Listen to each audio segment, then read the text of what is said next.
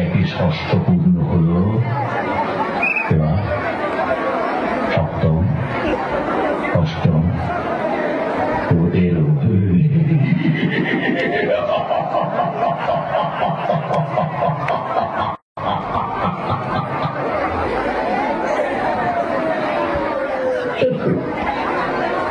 সপ্তম গর্ভের সন্তানকে কি রক্ষা করা যায় না প্রভু?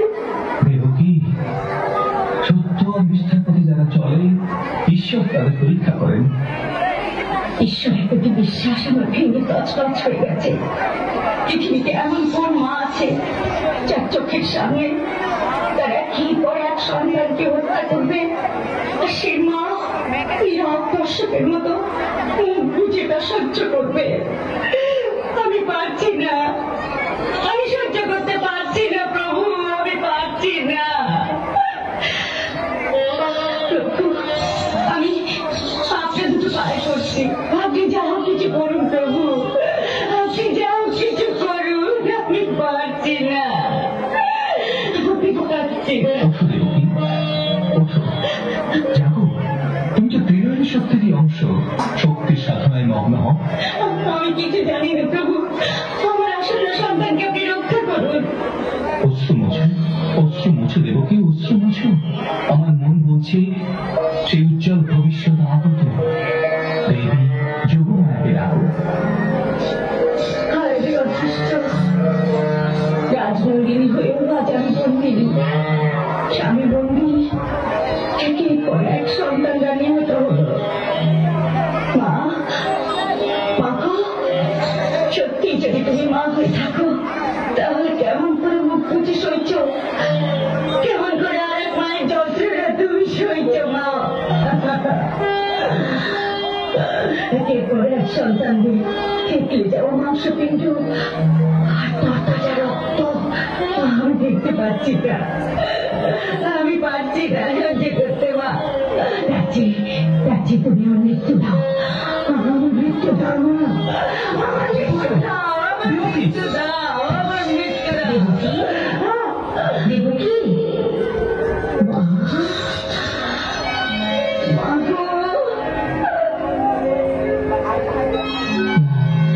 কি করছিস দেবকী? শান্ত হ, এই হতাশা তোর সাজে না। তুই না অষ্টম গর্ভের বংশনাশকারী শক্তির জন্ম দিবি। আমার সপ্তম সন্তানকে রক্ষা করো মা। বেশ বেশ, তোর স্বামীর অপরপত্নী রবীন্দ্র জঠরে তোর সন্তানকে সংস্থাপন করিয়ে দেব। বয়োশ্রেষ্ঠ হয়ে সে বৃন্দাবনে বেড়ে উঠুক।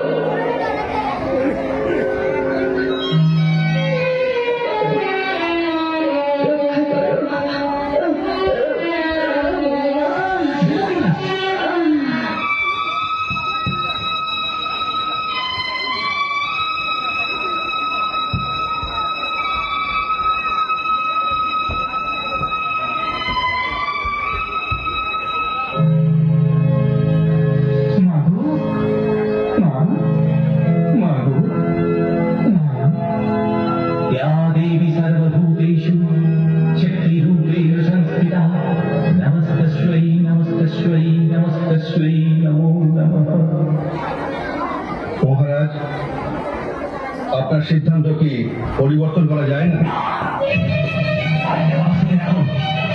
এখন থেকে রাজ্যে যত শিশু জন্মগ্রহণ করবে তাদের ওই পাথরে আসলে ভাবতে হবে, অথবা জ্বলন্ত অগ্নিতে নিক্ষেপ করে হত্যা করতে হবে।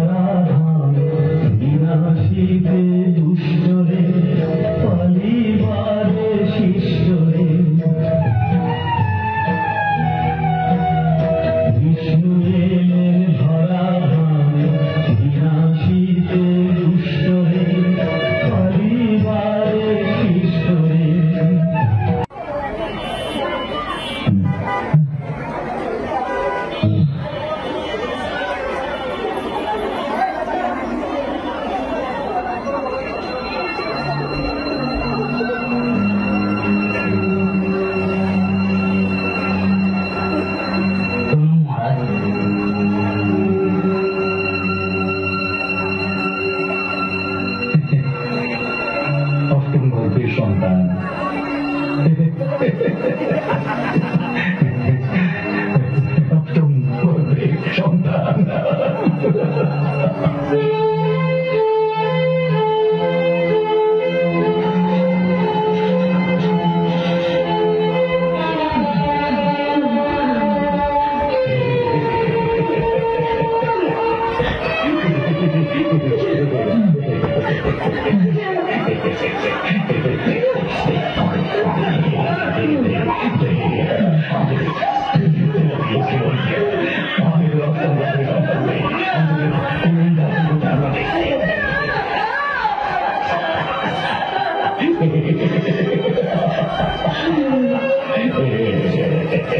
জ্যোতি স্ত্রী রত্ন তুমি তো অন্য এক নারী হাতে আমার মৃত্যু হবে দেখি কেমন করে নারী আমার মৃত্যু ঘটায়